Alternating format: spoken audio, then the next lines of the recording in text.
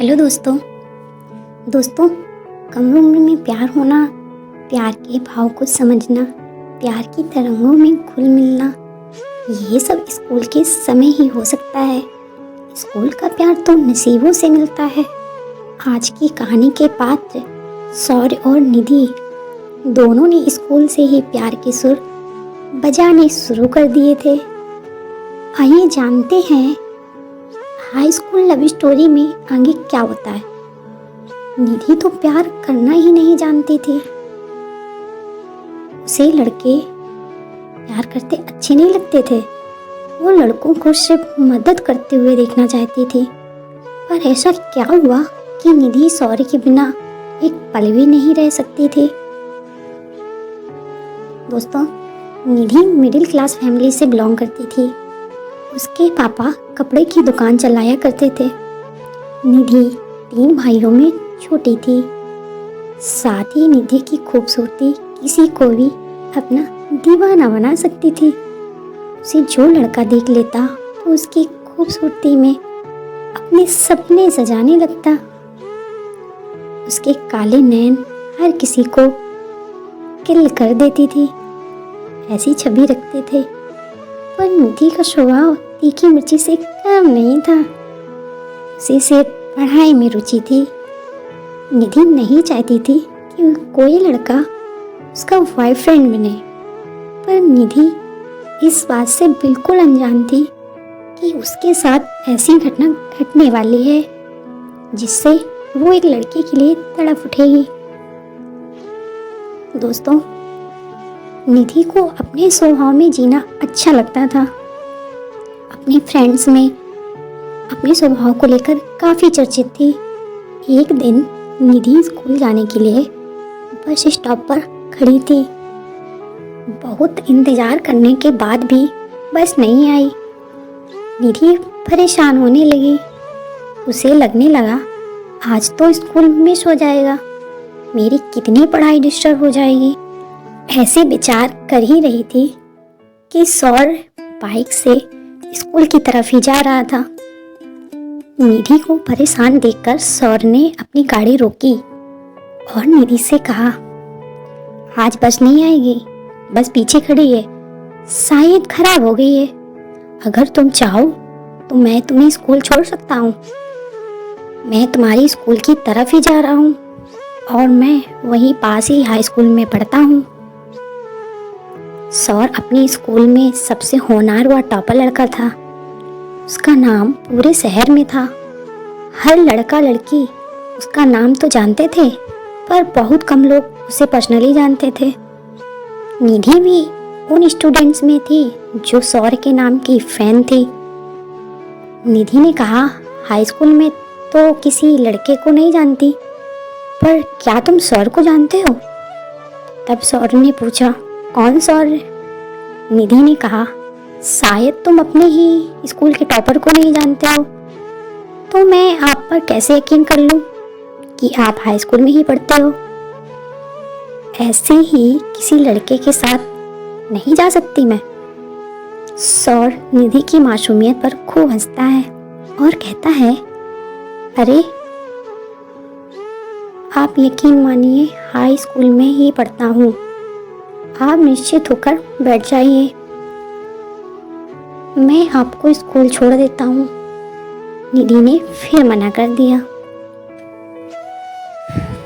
सौर्य ने कहा, क्या अगर हमारी स्कूल का टॉपर सौर्य खुद आपको लेने आए तो क्या आप उसके साथ चली जाओगी?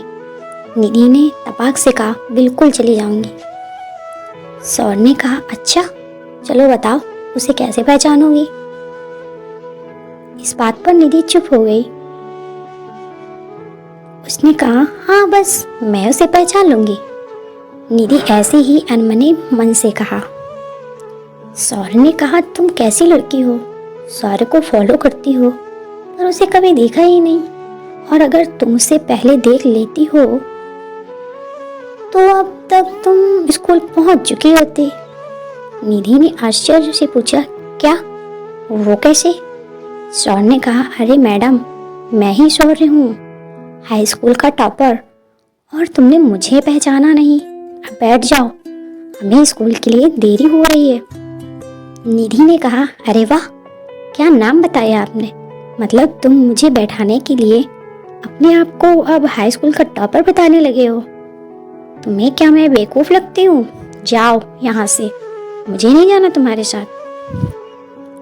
सौर्य अब अपने सिर को पकड़ते हुए कहता है, हे भगवान, इस लड़की को कैसे समझाऊं कि मैं ही सौर्य हूँ। तभी सौर्य को एक आइडिया आया। सौर्य के पास उस समय मोबाइल नहीं था, वो कैसे उसे समझाए। तब सौर्य ने निधि से कहा, क्या तुम्हारे मोबाइल में इंटरनेट चलता है? निधि ने कहा, हाँ बिल्कुल चलता है। सौर्य ने कहा, वेरी गुड, अब एक काम करो, इंटरनेट पर हमारे हाई स्कूल की ऑफिशियल वेबसाइट खोलो, वहाँ पर मेरी फ़ोटो मिल जाएगी, तब तुम्हें यकीन हो जाएगा। निधि ने तुरंत सर्च किया तो वो चकित रह गई और अपनी फालतू की बातों पर पछताने लगी। निधि ने कहा, सॉरी, मुझे माफ़ कर देना, मैंने तुम्हें पहले कभी देखा नहीं था, इसलिए पहचान नहीं पाई, प्लीज़ मुझे माफ़ कर दो। सौर्य ने कहा, थैंक गॉड, तुम्हें अब तो यकीन हुआ, चलो अब बैठ जाओ, हमें काफ़ी देर हो चुकी है। निधि अब तुरंत सौर्य के साथ बाइक पर बैठकर स्कूल के लिए निकल पड़ी। निधि दिन भर स्कूल में सौर्य के बारे में सोचती रही, अपने को सौभाग्यशाली समझने लगी कि आज शहर के टॉपर ने मुझे लिफ्ट दी। सौर्य किसी काम से निधि के स्कूल में आ जाता है तो सभी बच्चे उसे देखने के लिए भीड़ लगा देते हैं। निधि दूर से ही सौर्य को देख रही थी। अब निधि की नज़र सौर्य को मदद की फीलिंग से नहीं, वो चाहती थी कि सौर्य उससे खूब बातें करे। तभी सौर्य की नज़र दूर खड़ी निधि पर पड़ी। सौर्य निधि की तरफ जाने लगा। निधि सौर्य को अपनी तरफ आते देख सब सुध भूल चुकी थी और उसे नम-नमी आंखों से देखने लगी। सौर्य ने निधि से कहा, कैसी हो मैडम? अब तो आप मुझे पहचान लोगे ना? सौर्य के ऐसा कहने पर दोनों खूब हंसते हैं। सौर्य ने कहा, मैडम आपने अपना नाम नहीं बताया। निधि ने अपना नाम बताया। सौर्य ने पूछा, तुम रोज बस से ही आती हो? निधि ने कहा, हाँ। सौर्य ने कहा, अगर आपको बुरा ना लगे तो आप मेरे साथ कल से बाइक पर आ सकती हो। निधि ऐसा कहने पर शर्म से कहती है, जी सर। सौर्य ऐसा कहकर चला जाता है। अगले दिन रविवार था और निधि को याद ही नहीं रहा कि आज रविवार है। वो तो सौर्य से मिलने बस स्टॉप पर जा पहुंची। सौर्य को भी निधि की मासूमियत, निधि की बातें, उसका बात करने का तरीका और सुंदरता ने रविवार का दिन भुला दिया और बस स्टॉप पर पहुंच गया। निधि पहले से ही बस स्टॉप पर पहुंच चुकी थी। सौर्य ने देखा निधि आज बड़ी खूबसूरत दिख रही थी। तब सौर्य ने कहा, चले स्कूल? निधि ने कहा, हाँ चलो। पर दोनों ने देखा आज स्कूल की एक भी बस क्यों नहीं आ रही। तभी निधि को अचानक याद आया कि आज तो संडे है। निधि कहती है, ओह शिट। सौर्य ने कहा, अगर तुम्हें पता था। निधि ने कहा, हाँ चलो। पर दोनों ने देखा आज स्कूल की एक भी बस क्यों नहीं आ रही। तभी निधि को अचानक याद आया कि आज तो संडे है।